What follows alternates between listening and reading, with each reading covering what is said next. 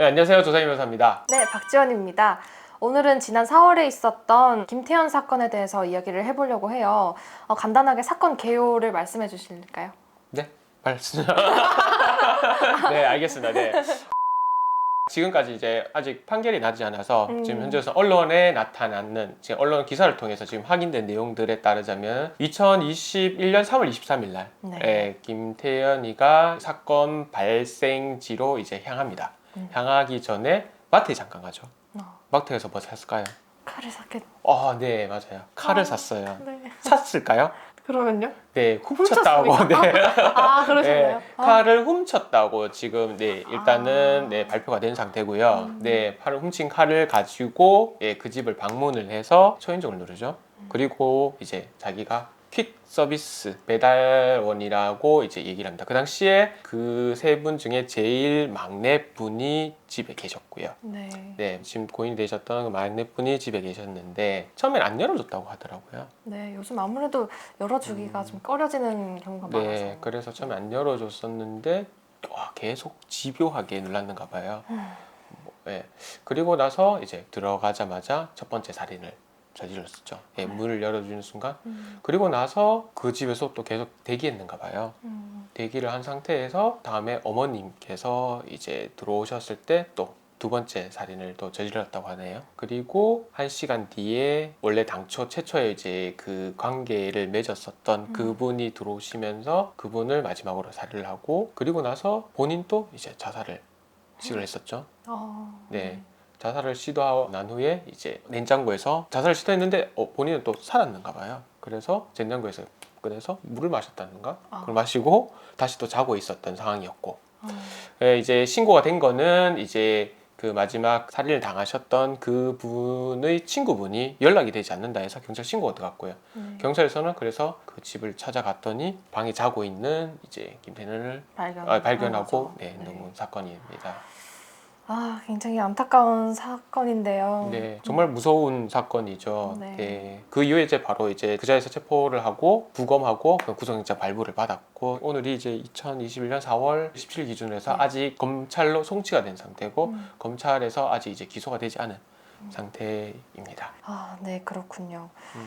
이 사건 같은 경우에 굉장히 제목을 따지려면 여러 가지가 있겠지만 좀 법리적 평가에 대해서 조금 다뤄보면 좋을 것 같아요. 어떤 법리적 평가를 주실 수 있을까요? 네, 일단 제일 먼저 이제 손에 딱 꼽히는 건 있죠. 뭘까요? 뭐라고 생각하세요? 저는 살인이라고 맞죠. 생각해요. 네, 당연히 사람이 사람을 죽였으니까.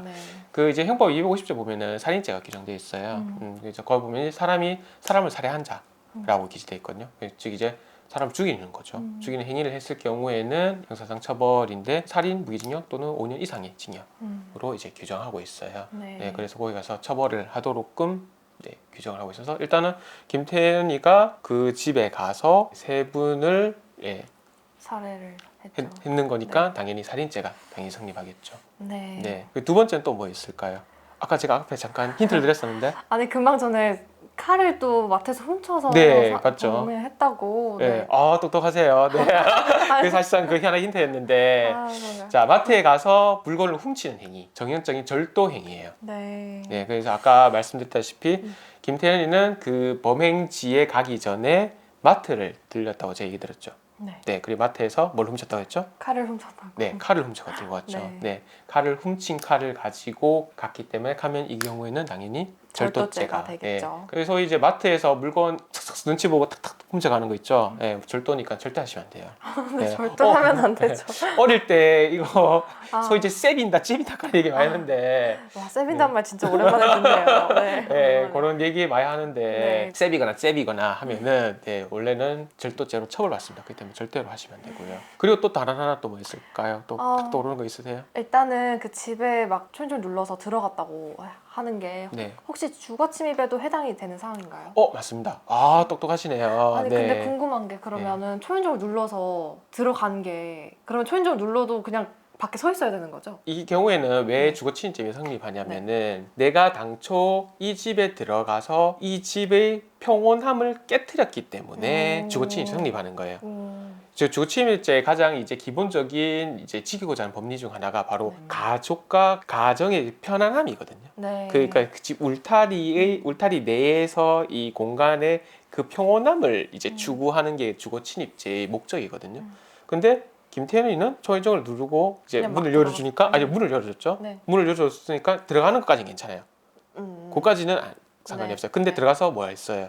살인을 했죠. 했죠. 네. 네, 살인을 했죠. 주거의 안정이나 이제 평온을 깨뜨려버린 깨뜨렸죠. 행위죠. 그래서 주거침입죄가 성립한다고 보는 거예요. 그러니까 일반적으로 이제 택배 아저씨가 초인종 눌러가지고 택배 왔습니다 하고 막 퀵 서비스입니다 하면서 이제 문을 열어주는 경우, 네. 문을 열어주는 것만으로 주거침입죄가 성립한다고 보진 않아요. 그렇게 봐. 왜? 뭐 물건 받고 가면 사실상 안 되니까. 맞죠? 네. 네. 그런데 이 사건 같은 경우에는 제일 막내분께서 문을 열어줬지만 이 김태현이는 들어가서 살인을 저질렀으니 그런 주거의 안정이나 가정의 평온함을 깨트린 행위이기 때문에 주거침입죄가 성립하죠.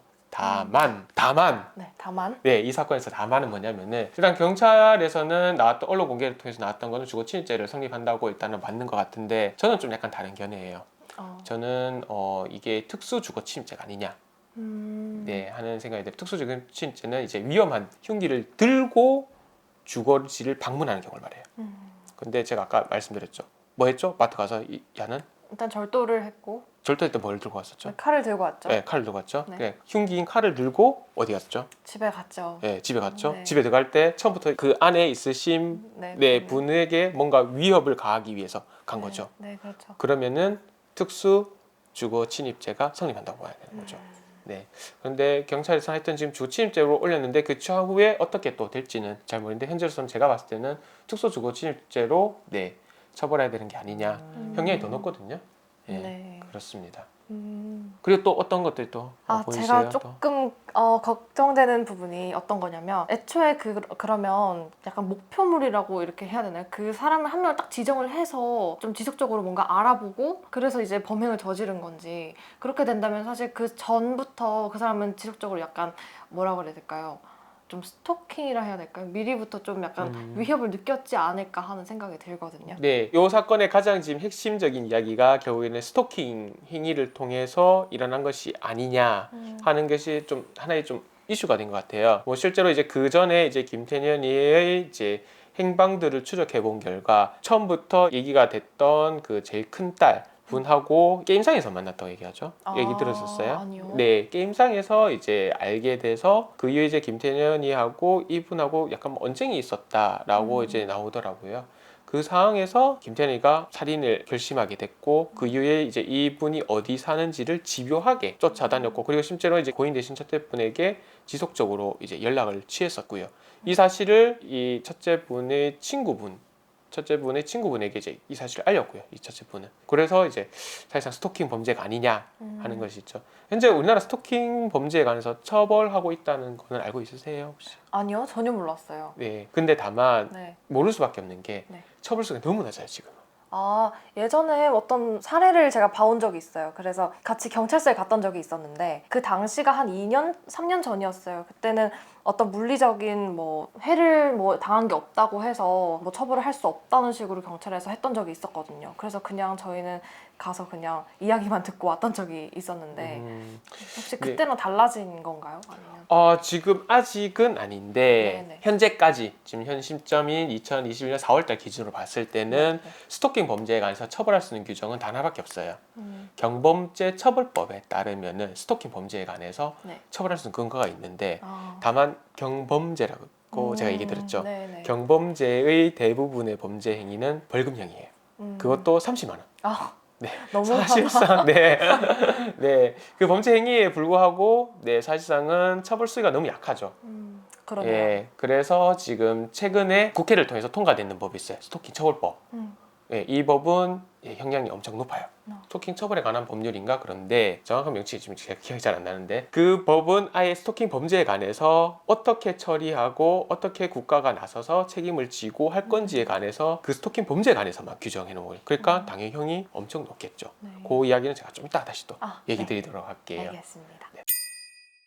제가 아까 앞에서 이제 사건에 관해서 조금 덜 설명을 드렸었는데 이분이 이제 김태년 씨가 큰 딸을 마지막으로 살인을 하고 네. 난 이후에 이제 본인 또 자살 시도를 했는데 그 사이에 뭘 했냐면은 큰 딸의 휴대폰을 풀었어요.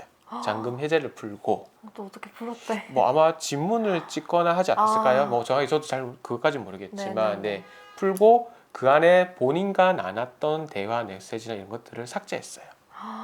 아주 자기의 이제 그 범죄를 이제 뭐 없애기 위해서라는 건지 뭔지 정확히는 어떻게 왜 했는지는 잘 모르겠지만 현재 경찰의 조사 결과는 지금 휴대폰에 이제 각종 내역들을 SNS나 뭐 이제 톡이나 뭐 이런 것들 내역들을 지웠다 하더라고요. 그때는 어떤 범죄가 성립하느냐? 네, 어떤 범죄가? 네, 그때는 정보통신망 이용촉진 및 이용보호에 관한 법률에 보면은 함부로 정보통신망에 침입을 해서 전자기기 등이나 침입을 해서 내용들을 권한 없이 삭제하는 사람들에서는 처벌하도록 규정돼 있어요. 그러니까 제가 이제 지원 씨의 폰을 눈치를 보다가 탁 들고 가서 안에 거 보고 다시 왔어.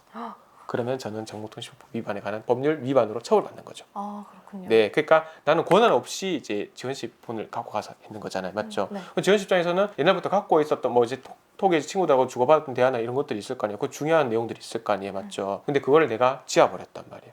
그러면 어떻게 했어요? 그 분노가 난리 나죠, 진짜. 폰으로 때릴 수도 없고 하면서 네, 그런 그걸 이제 국가가 대신해서 처벌해 주는 거죠. 네, 그래서 김태현이 같은 경우에는 그 행위를 했을 것이라고 지금 이제 추정되고 거기에 관련된 증거 자료를 모은 것 같아요. 그래서 그까지 같이 기소하는. 네. 총 그래서 지금 경찰에서 뽑고 있는 거는 총 5가지. 살인, 가지. 네, 절도, 절도. 그다음에 주거침입, 경보죄 처벌법 위반, 그다음에 정보통신망법 위반.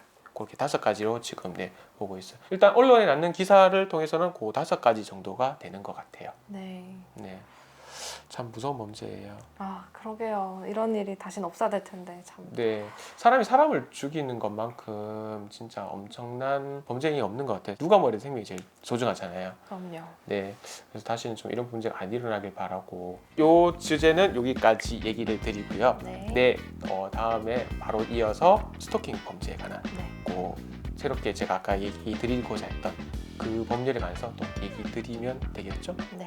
네, 그러면 좀 이따 다시 얼굴 뵙도록 하겠습니다. 네. 이상 조상희 변호사였습니다. 네, 박지연이었습니다.